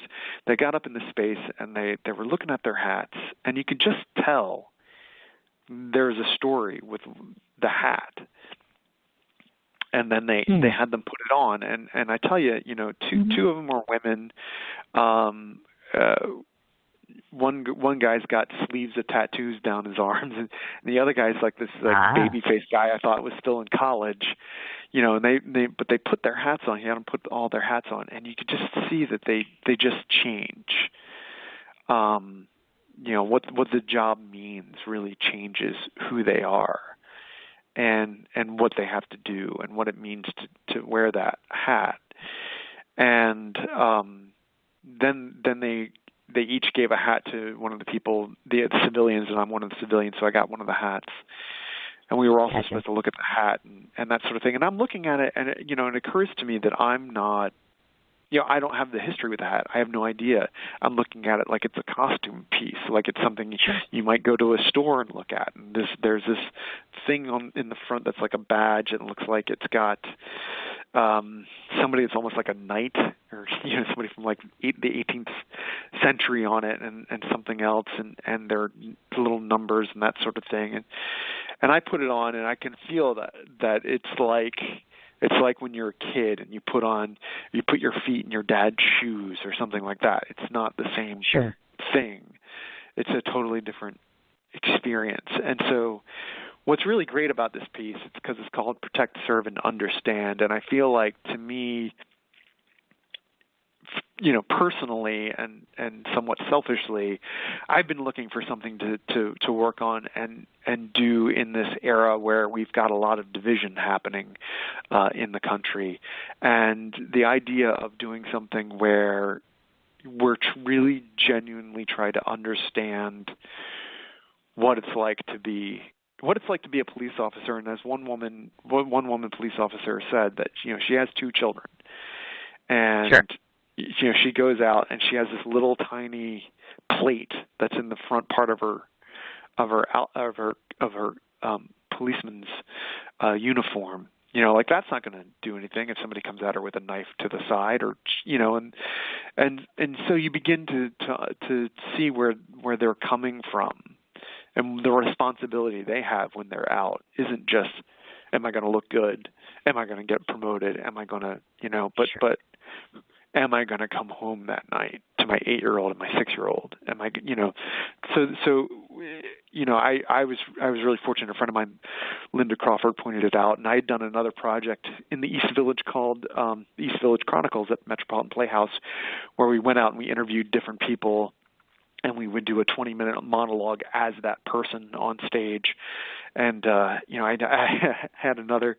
It was a really great guy. He's a doctor who has his own little office down there, and he works without a staff. He takes people with him without insurance, and he's got 2 sleeves of tattoos. And he's an American badass. He rides a motorcycle. He does all sorts of things, but he's also a doctor. And so I got to do that project. So I'm able to kind of pull these skills into this project. But it's really an interesting thing to really it's one thing to kind of make up a character, but it's another Right. thing to try and get as close as you can to an actual living human being who's Right. going to come and see this. No, so, I get so you it. want to kind I of do. really honor it. Yeah. Of course, without a doubt, absolutely. My gosh. See, now do you see all the reasons why I call you this artistic god? I mean, look at this entire repertoire that I've gone through. I mean, it's like absolutely wild. We've now come down to the most important question before I go through the business stuff, meaning how people can find you, etc. This is like the most important question, so don't screw it up. That's what I tell people all the time. I'm like, it all comes down to this one question. So I'm synonymous for asking this question a lot. This question used to be, well, I'm sure you're going to give me Michael Madsen's cell phone number, but I don't need to ask that question anymore. So we have a new question. So, Chris, I know that you're going to make my day. I know you're going to say, I'm going to help you out with this. Okay. So, I've now fulfilled my dream by interviewing Chris Harcum. So I'm like, okay. I'm sure that the other Christopher is listening to us right now, and I'm sure he's just like, man, she's a great interviewer, mad interviewer, got to get on that show, right, Chris? I hope. He should. But I know, right? We're both saying it now. Chris, you need to come on my show. Anyway, so I'm thinking, I just know you're going to say, Cindy, there's two people in this world that I know that Cindy wants to interview, and I have their cell phone numbers. One of them is Cher, and one of them is Chris Hemsworth, a.k.a. Thor. Oh, my God. Now you're going to say, he's so not saying it, folks. I think he's going to probably say. I have Hemsworth's cell phone number. No, you don't. You're just lying. Why does no one have their number? I'm a nice person. Why can't you just hook me up, people? I have a feeling at a certain point people don't have cell phone numbers anymore. Maybe they do. I don't know. Well, I don't know. It's kind of like they're iconic and they're so hard to get to it. I'm like, my kids made me just go see the Avengers. I mean, it was really hard sitting there and looking at Thor. Said no woman ever. But I was like, oh, my God, I got to get this guy on my show. He just looks like this. He looks like a lovable actor. You know what I mean? Like, yeah, sure. He's not over himself. He doesn't seem like he thinks he's all hot and gorgeous and all this stuff. And, like, with Cher, she's sort of the badass thing. Like, I just don't care what you think about me because I'm a really great singer and I've acted and I've done everything. You know what I mean? So it's like the best of both worlds. But, yeah. Well, great, Chris. Thanks for disappointing me and wrecking my whole weekend. Well, there's a phrase, that and 275 gets you on the subway, and I feel like at the end of the day, after all of the things I've done, that's really what it is. Is that, I'm just a guy who, if I don't make a project happen, it's not going to happen for myself. I'm not. Gotcha. No, I agree. Those self-starters. No, I am 100% on board for self-starters. That's why I like having them on my show. Because I'm the same way. That's how the festival came about. I didn't like the fact that certain things weren't happening in the circuit, so I'm like, screw it. I'll just make it a festival. I didn't like the fact that people weren't getting media attention, so I created a radio show. So my feeling is, folks, if you're listening in, take away from this interview at least this much. If you don't already get how much of a god he is, get the fact that under no circumstances are you limited by anything or anyone. Do what you want to do. Just find a way to do it and find people that will help you do it. Because sometimes there's people in your corner you don't know about, without a doubt. So now, because we're almost to 2 hours, can you believe it? Wow. I can't. That's right? It's like crazy. First of all, before I read off all the various ways to find you, because there's always two things I do at the end of my show. First of all, I tell everybody how to find you, of course, and then I have surprises, and then, of course, I always tell everybody what I think of them. That's the coolest part of my show, I think, not just the research end of it, but it's not scripted. There's no written interview for that part. So that means it comes directly from my heart to the person on the other end of the line. So there we go. So I want to remind you and everybody else listening in, about 2 hours after the fact, this show becomes archived. So it's on Blog Talk Radio. There's a link. I upload it to YouTube, so I'll send you the link for that, for YouTube, as well as for Blog Talk Radio, so that you have both of those as far as that goes. I'm going to read off about 800 places to find him. Just another reason to be jealous, because he has more social media and websites than me. So here we go. The lovely gentleman we've talked to today, his name is Chris Harcum, and it's spelled Harcum. Website, obviously his name, chrisharcum.com. He can be found on all these various places. He is on Facebook, LinkedIn, IMDb, YouTube, Google+, Vimeo. His Instagram, obviously his name, Chris Harcum, and of course his Twitter handle is @ChrisHarcum. The websites, in addition to his personal website, elephantrundistrict.org, which is of course his project with his wife, the collaboration that we were referring to, and of course his lovely wife is Amy, I can't say it, please pronounce it. Todorov. Okay, and it's spelled AIMEE, and that's TODOROFF.org. Is there any other place where folks can find you? I would just put in a plug for the League of Independent Theater, which is litny.org. So it's the advocacy group that I work with, and we're doing all sorts of things. My wife spearheaded and wrote a anti-sexual harassment toolkit that's there right now, and I think that's a really great thing with everything that everybody's talking about. I know SAG-AFTRA is coming out with stuff, and other people are working on it, but this is a really great resource for anybody in the arts to look at. When I was coming up, I had dance classes, and I would get slapped by the teacher and insulted in front of everybody and that sort of thing. And to think that any of that could happen today is crazy to me. Maybe it does. I don't know. But everybody, when you're working on things, you should be safe. I mean, the danger should be in the art, not in the actual process of actually doing it. You should be safe when you're doing stunts. You should be safe when you're, in a scene with somebody that's intimate. You should be safe when you're in your dressing room and that sort of thing. So they've done that, and we're also, what's great is that the League is also working with the Mayor's Office of Media and Entertainment to put out an advertising campaign in the fall for theater that goes beyond Broadway, for off-Broadway and independent theater.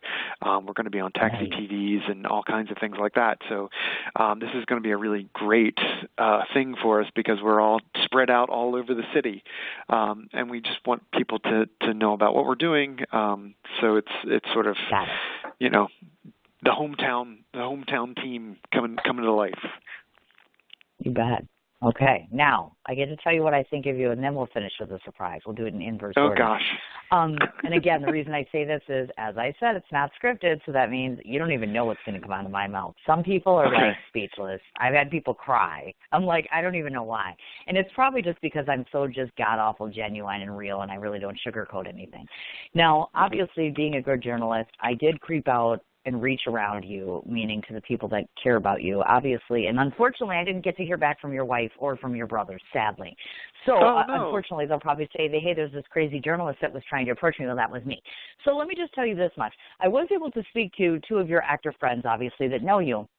One of the things that stood out the most about you that I now know by interviewing you, which is it's 100% spot on.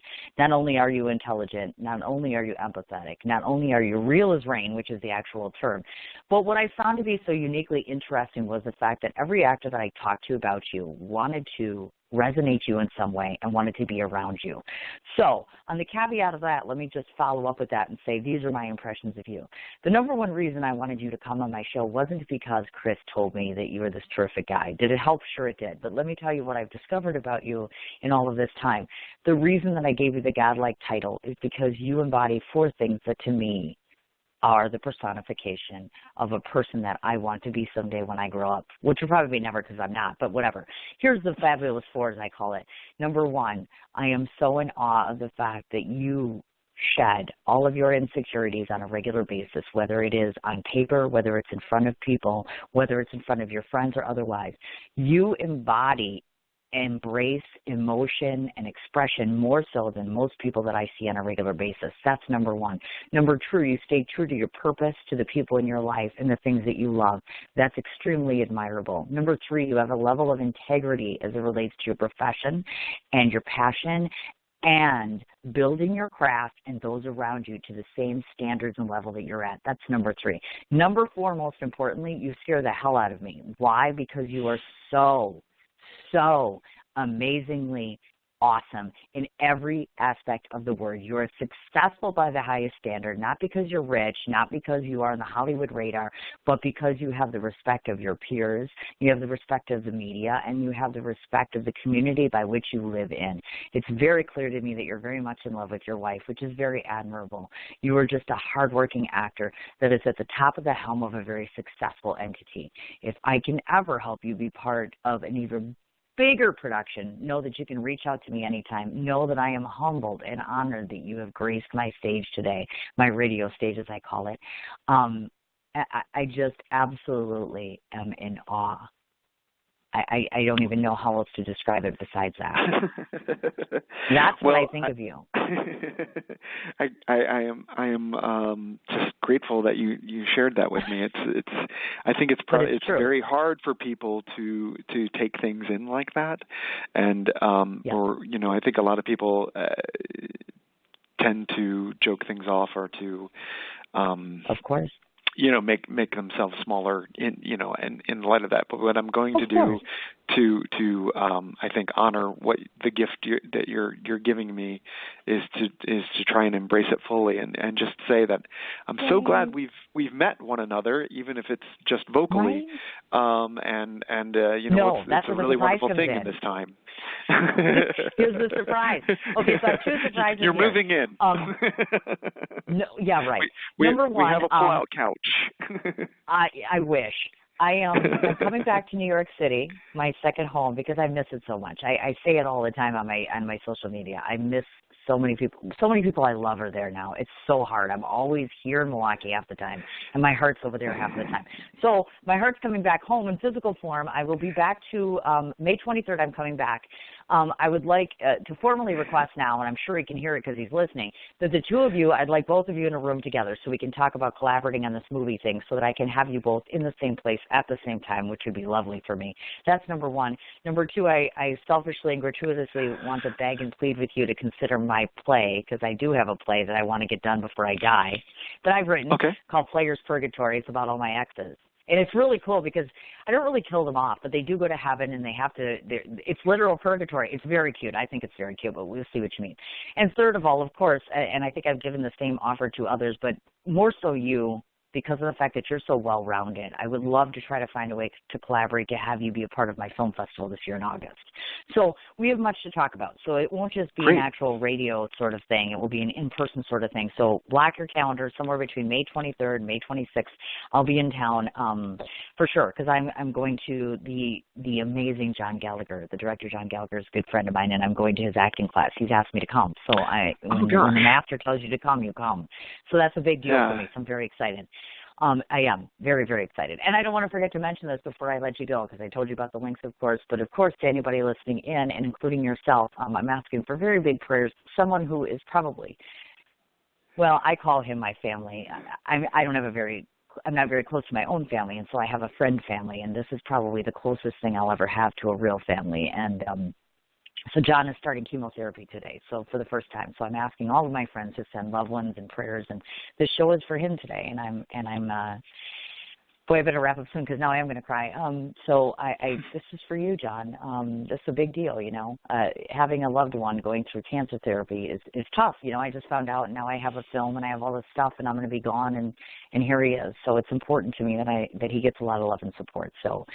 Yeah, phenomenal show. So that's for him. I can't thank you enough for coming on my show. I'm sorry that I kept you 2 hours, but I couldn't help myself. There's just too much to talk about.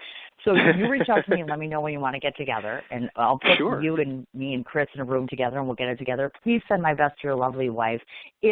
And I do pray that I've done you justice on this show, by the way. And if you're pleased with the end result, please let your wife know she's more than welcome to come on my show anytime. I'm very big on promoting the arts and people in general, and I'd love to have her on my couch. That would be absolutely awesome. But now I have to say, get the hell off my show because they're cutting me off in 4 minutes because I only get 2 hours. But you were wonderful, and this was so fun, and I can't wait to talk to you in person. Yeah, that'll be great. I actually at this point that area is pretty clear. That Friday night is busy, but other than that, we'll collaborate. So we'll get it all worked out. I'm looking forward to seeing you. Yeah, and like I said, me too, definitely, and hopefully getting a chance to meet Amy and talking to her as well. So you pass the word along. I'll wrap it up here, and I'll be in touch shortly. This has been a really wonderful experience. Thank you so much. You're a great interviewer. Oh my gosh, I can't believe how thoroughly you do everything and how much heart and care you put into everything. Thank you. You should. I try. You should. I'm glad you're great. You're happy. You're an interviewing goddess. Oh, God, I'm so stealing that title. That's awesome. All right, young man. New name for the whole enjoy program. Your day, dude. Thanks, yeah, you too. I'm going to do that. I'm literally like, all right, hon, I'll talk to you soon. Bye. Sounds good. Okay. Did you just hear that, folks? Interview goddess. I'm totally running with that one. Huge, huge thanks again, obviously, to both Chris Harcum as well as to Christopher LaPonta. I really do hope that you guys have enjoyed our show. He's been phenomenal. One more time, the website, chrisharcum.com, along with the, of course, elephantrundistrict.org, and his lovely wife, Amy, that's AIMIE TODOROFF.org. Chris can also be found on Facebook, LinkedIn, IMDb, YouTube, Google+, Vimeo, and Instagram as Chris Harcum, and of course Twitter at Chris Harcum. So again, thanks so much, and as always to my listening audience, because as you may not have noticed, those numbers keep going up, and that's only because you keep tuning in. I can't thank you enough for your support, because without you, I don't have a show. Without guests, I don't have a show. Very, very grateful for your time, for your attention, and just for being my support system, of course. And big reminder one more time, Jimmy Prevost, I can't even say it anymore. Jimmy P, tomorrow, me, him, 10 a.m. Central Standard Time. I hope you're able to join us. I'm off to go meet a dear friend of mine and drop off some comfort food to him. So you guys have a great day. I'll talk to you tomorrow. Take care.